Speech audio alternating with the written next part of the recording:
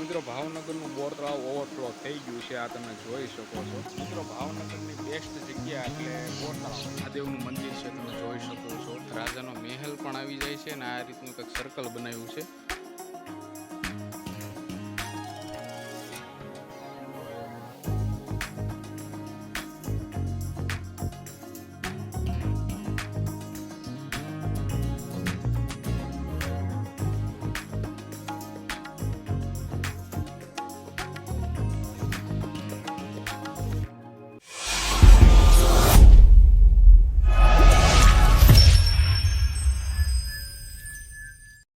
સરસ મજાનું તળાવ આવેલું છે, મહાદેવનું મંદિર આવેલું છે અને ખાસ મિત્રો આ બાળકો માટે બહુ સારી એવી વ્યવસ્થા પણ છે. રમવાની વ્યવસ્થા છે અને એક બાગ બનાવવામાં આવેલો છે જ્યાં છોકરા રમી શકે, હિંચકા ખાઈ શકે, એવું બધું ઘણી બધી એક્ટિવિટી મોજૂદ છે. એ પણ જગ્યા તમને બતાવીશ અને તળાવ પણ બતાવીશ અને જે મહારાજાએ જે મંદિર બનાવેલું છે મહાદેવનું એ પણ બતાવીશ અને રાજાનો જે ખાસ કરીને મહેલ છે આગેથી બતાવીશ, પણ પાસે નથી જવા દેતા એટલા માટે એ પણ બધી વસ્તુ તમને આજ બતાવવાનું છું. તો વિડીયોમાં છેલ્લે સુધી બન્યા રહેજો. ચેનલમાં પહેલી વાર આવ્યો હોય તો સબસ્ક્રાઈબ જરૂરથી કરજો. તો ચાલો હવે આપણે પહેલાં મહાદેવના દર્શન કરીએ ને પછી આની જેટલી પણ એક્ટિવિટીને બતાવીશ વિડીયોના માધ્યમથી. તો વિડીયોમાં બન્યા.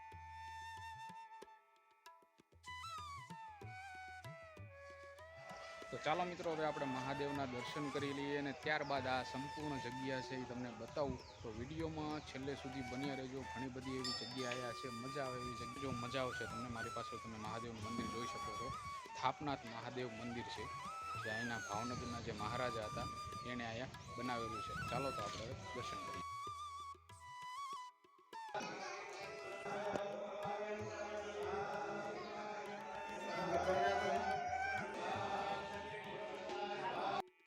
મિત્રો ભાવનગરની બેસ્ટ જગ્યા એટલે બોર તળાવ. જબરજસ્ત જગ્યા છે અને આખી જગ્યા હું તમને બતાવું, તમને આમ એમ થાય કે ભાઈ જોરદાર જગ્યા છે. તો વિડીયોમાં છેલ્લે સુધી બન્યા રહેજો. ચેનલમાં પહેલી વાર આવ્યો હોય તો સબસ્ક્રાઈબ જરૂરથી કરી નાખજો.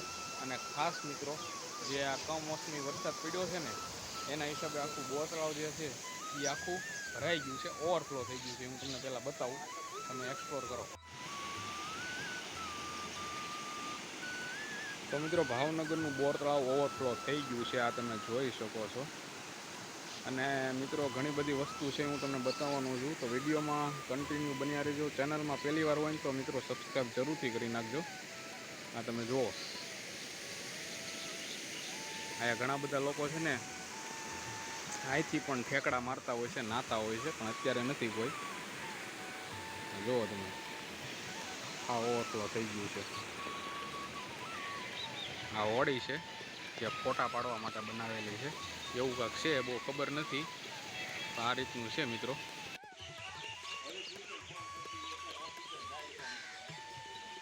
અહીંયા છે ને મિત્રો બિલકુલ ફ્રીમાં છે બાળકો માટે રમવાની વ્યવસ્થા.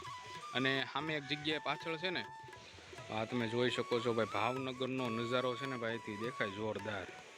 જો એકદમ જોરદાર નજારો છે. આ તમને દેખાડ્યું, ત્યાં છોકરાઓ માટે બિલકુલ ફ્રીમાં છે રમવાની વ્યવસ્થા. અને આ હોડીની આ સાઈડ આવો ને એટલે અહીંયા તમારે ટિકિટ લેવાની. ત્યાં બધી છોકરાઓ માટે રમવાની ઘણી બધી વ્યવસ્થા છે, લસરપટ્ટીને એવું. આ છે મિત્રો ભાવનગરનું બોર તળાવ. જુઓ, આ છે ભાવનગર મહારાજાનો મહેલ. મહેલ જ કહેવાય છે ને. આ રીતનું છે કાંઈક, જુઓ તમે.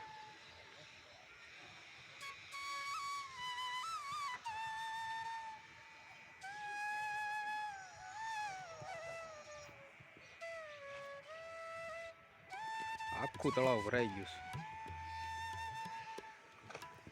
જો બધા માછલાને ખવડાવે છે અહીંયા.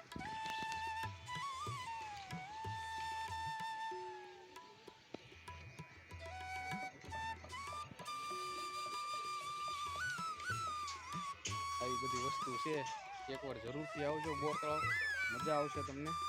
અને ભાઈ તમને દેખાડતો જાઓ, તમે ખાલી જુઓ. તમે એકવાર જુઓ, તમે અહીંથી તમે જોઈ શકો છો રાજાનો મહેલ પણ આવી જાય છે. અને આ રીતનું કંઈક સર્કલ બનાવ્યું છે અને આ બધી વ્યવસ્થા છે બેહવાની. અને આવી ટોપલીઓ છે ને બધી જગ્યાએ બનાવેલી છે. આજે તળાવ છે ને, તળાવનો પાળો છે, જુઓ તમે ઠેઠ સુધી. આવી રીતે જે વરસાદ આવતો હોય કે ઉનાળો હોય તો આ તમે ઘડીક બેસી શકો. અને સોફા પણ આપણે જોઈ શકો છો. આ રીતના જે શું કહેવાય આને, બાકડા પણ મૂકેલા છે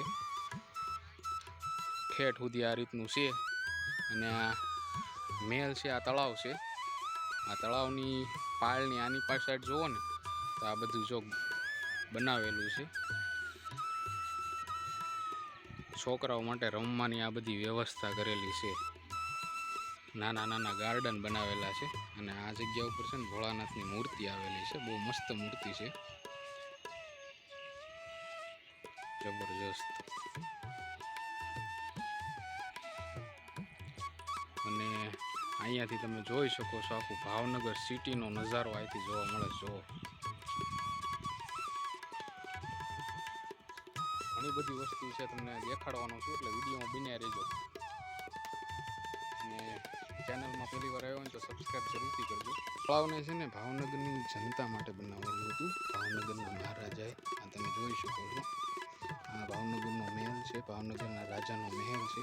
અને આવી રીતે બધી કેનલો બનાવેલી છે. આ તમે જોઈ શકો છો. અહીંયા દાદાની અત્યારે માછલાને રોટલા ખવડાવે છે. આ રીતનું છે. અને આ તળાવ છે ને ભાવનગરના લોકો માટે બનાવેલું હતું.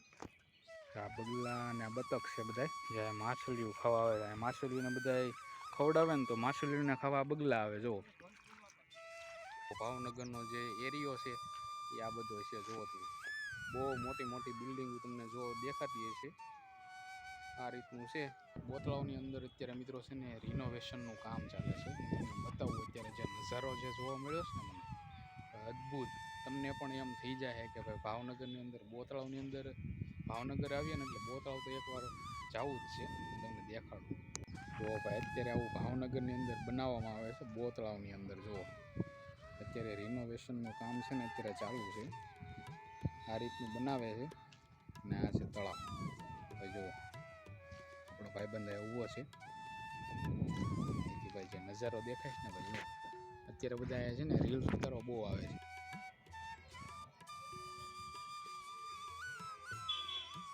અને બોતળાવની અંદર એક નાનો એવો ટાપુ રહેતું છે, હું તમને બતાવું.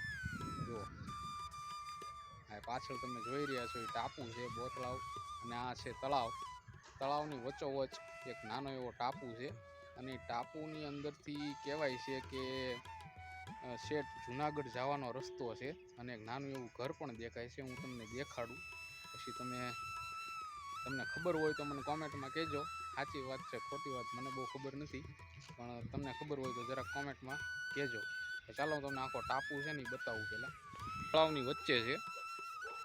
અને આ તમે જોઈ શકો છો. અને અહીંયા એક નાનું એવું ઘર બનાવેલું છે, જબરજસ્ત.